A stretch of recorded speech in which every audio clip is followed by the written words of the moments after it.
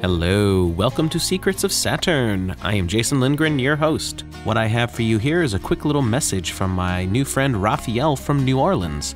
She is known as NOLAButterfly and is heavily involved with learning about weather weapons.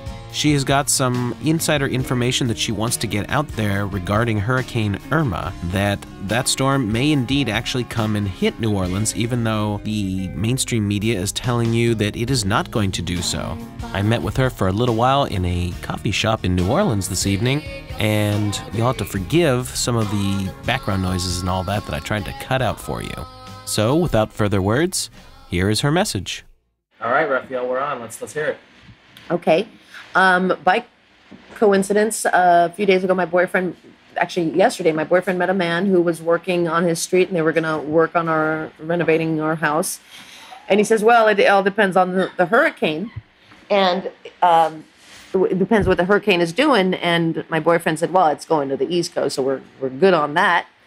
And he said, well, I got a text message from my friend, to which he shows him the text message. And his friend, this man on the street that we met's friend who sent him the text message, is a cloud chaser, according to the man, who he's known for a long time. And he works for, I can't say that part, some agency that is tied to the government.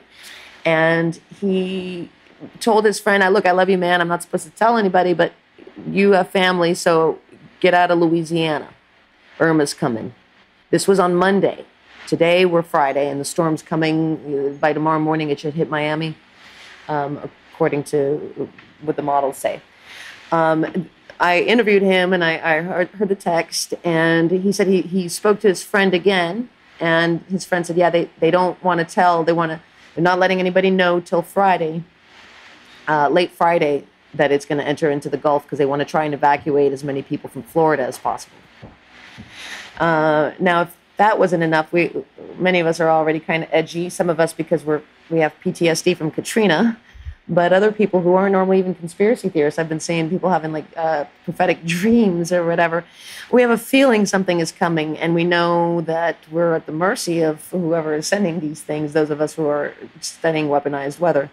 But I looked at the radar myself. I'm trying to learn how to read NEXRAD radar. It's the Doppler radar that reads, that lets you know about the weather, but we're discovering that it also stimulates the weather. And it looks like my illustrator has been studying it to see what happens. And in the morning, there'll be blooms of the NEXRAD it'll fill up the entire circle on the map of its NEXRAD reach. And the only place this didn't happen this morning on Friday was in the inner side of Florida, the armpit, the panhandle, not the eastern seaboard. And what he says he noticed about the non-activity of when there's non-activity, when they all flare up, and the ones that don't, they kind of have a vacuum, create a vacuum where energy can move into it because it's not pushing it out, I guess.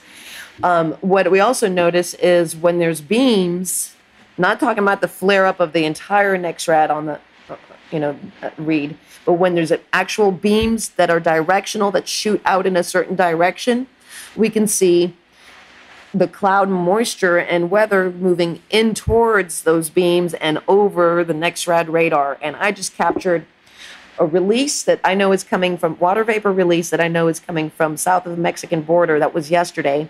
And it was going up the coast, and there was a flood warning on one radar map in that area in southern Texas coming up from that water vapor release. And it actually was intensified around the NEXRADs.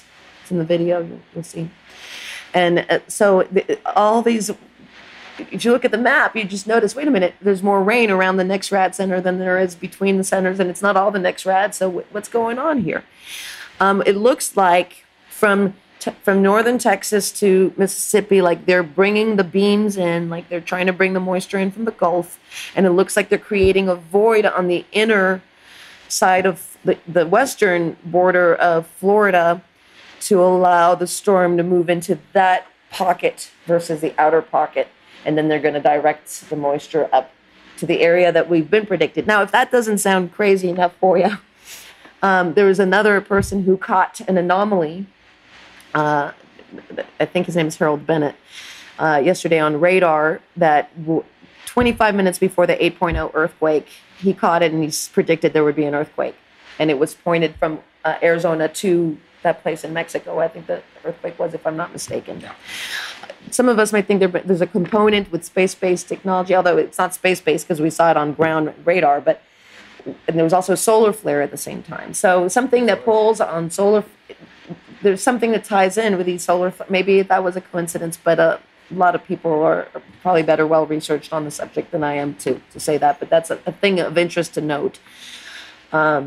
The only other thing I would say is that this man, Harold Bennett, he thought he was going to evacuate because he's in South Florida. And he's like, well, actually, I'm watching it on Google Earth.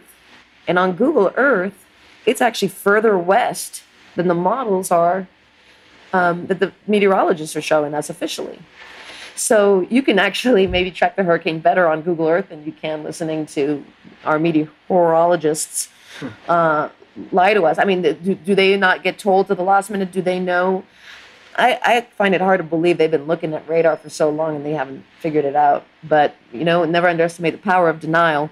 What's the one other thing? I think that pretty much covers it. But I wanted to say that I did interview the Army captain that was ordered to bring 5,226 body bags to New Orleans 11 days before Katrina made landfall.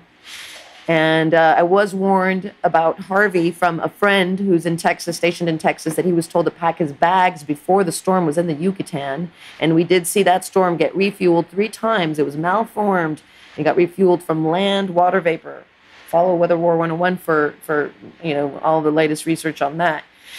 But so what I'm saying is when I hear that the government agency or someone affiliated with a government agency knows where it's going, I would listen to that because they know. They seem to get a heads up on that. And what we're saying is that even with Katrina, if they weren't creating the storm, if they just have advanced technology that lets them know where the storm's going before the public knows, and they wait till the last minute and then pretend they don't know where the convention center is or the Superdome is, where people are on their roofs for a freaking week in the first world country, well, we can get to aid out to the tsunami in like 2 days,